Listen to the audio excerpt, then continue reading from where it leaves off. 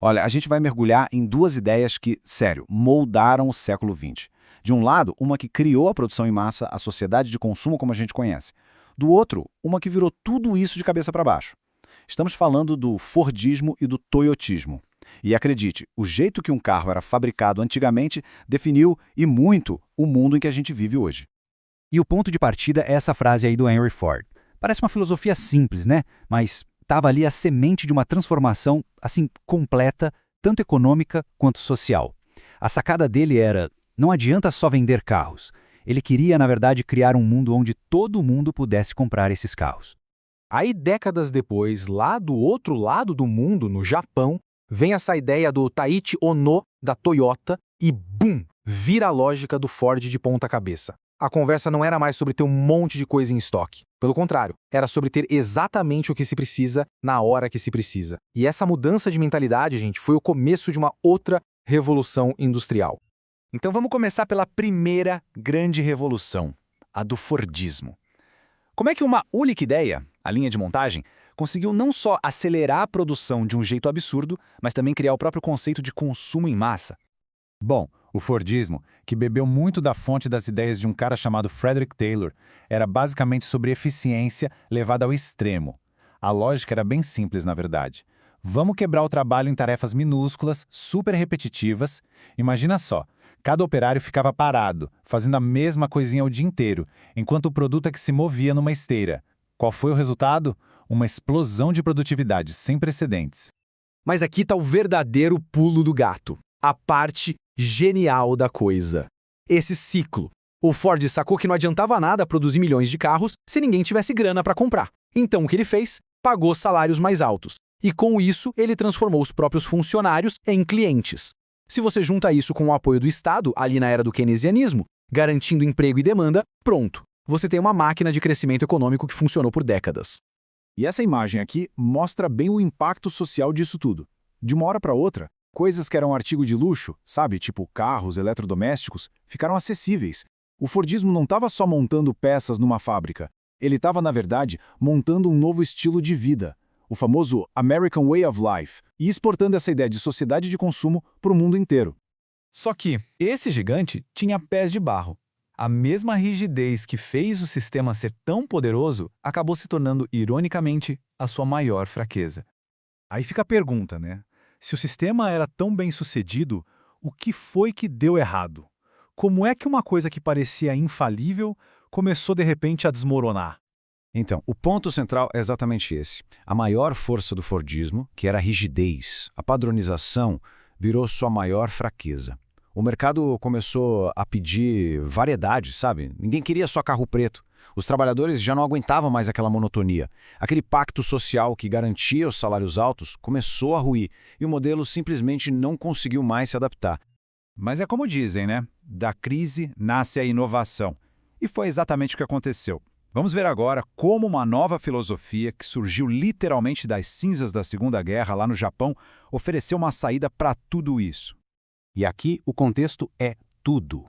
Pensa no Japão do pós-guerra. Não tinha aquele espaço todo dos Estados Unidos para construir fábricas gigantes, armazéns imensos, nada disso.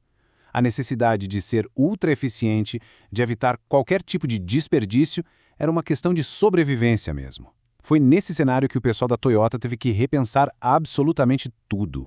E foi aí que nasceu o toyotismo, também chamado de produção enxuta. A lógica era o oposto do Fordismo. Em vez de um trabalhador especialista numa única tarefa, agora a gente tinha equipes multifuncionais. Em vez de produzir em massa um modelo só, a chave era a flexibilidade para fazer vários produtos diferentes. O objetivo não era mais só produzir muito, mas sim produzir melhor, com um desperdício zero. E o coração dessa filosofia toda é um conceito chamado just in time. Lembra daquela frase do ONU sobre estoque? Pois é, a solução dele foi genial: produzir só o que já foi vendido, e exatamente na hora certa. Isso acaba com os custos de armazenamento e, mais importante, garante que a produção esteja sempre ligada no que o consumidor realmente quer. Foi basicamente o fim da era dos grandes armazéns. E claro, essa ideia de produção flexível não ficou só no Japão. As ondas de choque desse novo modelo se espalharam pelo planeta todo, criando uma ordem econômica completamente nova. Essa tabela aqui deixa o contraste bem claro. Olha só, o Fordismo era sobre escala, ou seja, muitos produtos iguais. Já o Toyotismo é sobre escopo, muitos produtos diferentes. O estoque, que para o Ford era um ativo, uma coisa boa, para a Toyota virou um problema a ser eliminado. E essa diferença se reflete até na economia. O modelo fordista precisava de um Estado forte para garantir o consumo, né? O keynesianismo. Já o toyotismo, ele se deu muito bem num mundo de mercados mais abertos, com menos regulamentação, que é a cara do neoliberalismo. E as consequências disso?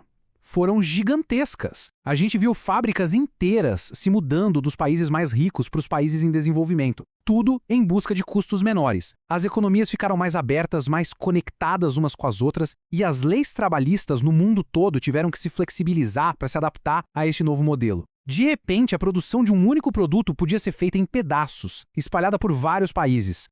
Ok, mas e daí?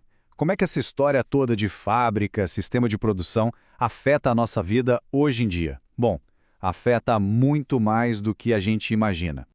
Pensa comigo. Aquele celular novo que sai todo ano, a variedade absurda de modelos de carro, as coleções de moda que mudam a cada estação, tudo isso é um legado direto do toyotismo. Essa capacidade de produzir uma variedade enorme de coisas de um jeito rápido e eficiente que alimenta esse nosso mundo de escolhas quase infinitas. Só que como tudo na vida, tem o outro lado da moeda. A mesma flexibilidade que nos deu um monte de produtos diferentes também trouxe a flexibilização do trabalho.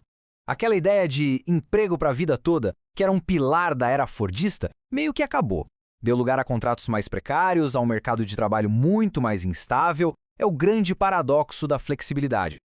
Então, da rigidez do Fordismo até a flexibilidade do toyotismo, a gente viu como o jeito de produzir as coisas moldou profundamente o nosso mundo. E agora, com inteligência artificial, com automação batendo na nossa porta, a grande pergunta que fica é: qual vai ser o próximo modelo a transformar tudo de novo? Uma coisa é certa, a próxima revolução, ela já está acontecendo.